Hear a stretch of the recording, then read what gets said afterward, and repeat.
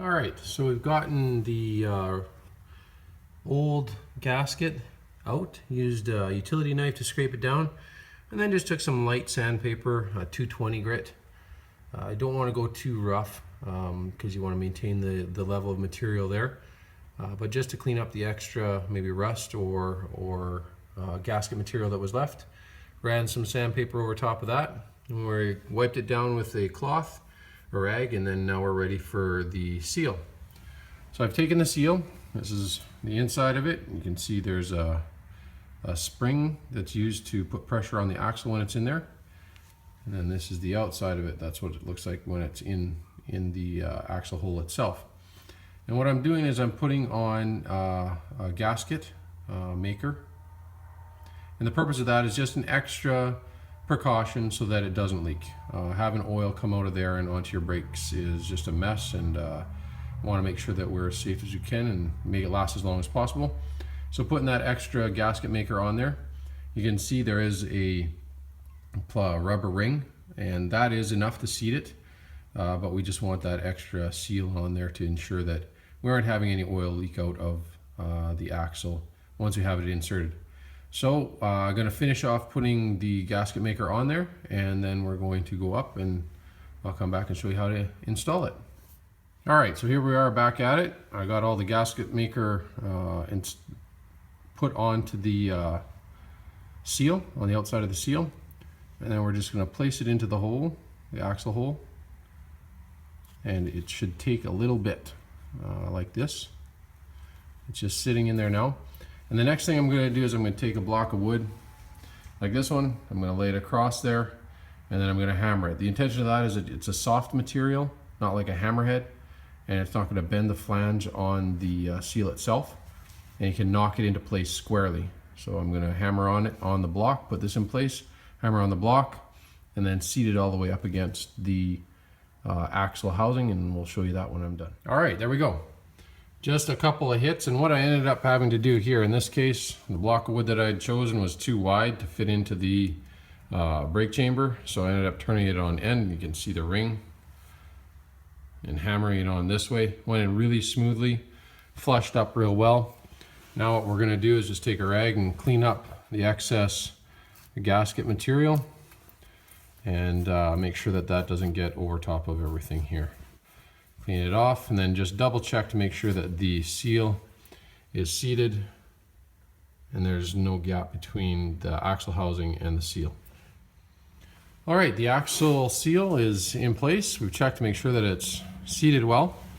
And then what we want to do next is actually add some oil into the roller bearings and then slightly lubricate the seal itself so that when we insert the axle shaft, it'll slide nicely all the way into the differential. So we'll use our 75-90 gear oil, and we're just adding just a bit, maybe a teaspoon or however you want to measure, just enough so that when you get it in there, you can see the bearings inside there. We're just going to roll them so they take up the oil and they're pre-lubed all the way around. And then just take your finger and run with the oil that you have on your finger, run the seal so that it's just lightly lubricated. You don't want lots, just enough so that the axle will slide nicely. All right, so we're ready to install the axle shaft. So you just want to place it in there. Try to not rest it on the seal as much as possible. You're going to have to at some point. But once you get it in a certain distance, it's going to want to tip sort of like this into the axle, and it's going to ride that way because it's front heavy. So you're going to ride it in there that far, and then you're going to have to lean back on the studs here to lift up the front end of the axle so it can feed into the differential. So we're going to lift up, and then we're going to press it in there at the same time. And you can see the seal tends to want to fold. So you're going to want to give it a little bit of a spin while you're pushing it in so the seal doesn't fold in on itself. You want to make sure that seal stays protruding out and doesn't fold in. Just make sure you're turning it back and forth, and you're going to notice once you get into a certain spot that it will seat or move into place, and that's where you want to be. All right, once we have the axles in place, we're going to have to come back in here, and you can see These are the axles right here. Both of them are protruding. And then there's a groove. And then there's this horseshoe shaped washer. And it fits in that groove. And that is what retains the axle shaft in the axle or in the differential. There's one for each side. And it needs to be placed like that. And then you go back out to the outside of the truck and you pull on the axle like that, and it keeps that horseshoe washer or retaining washer inside the groove of this gear.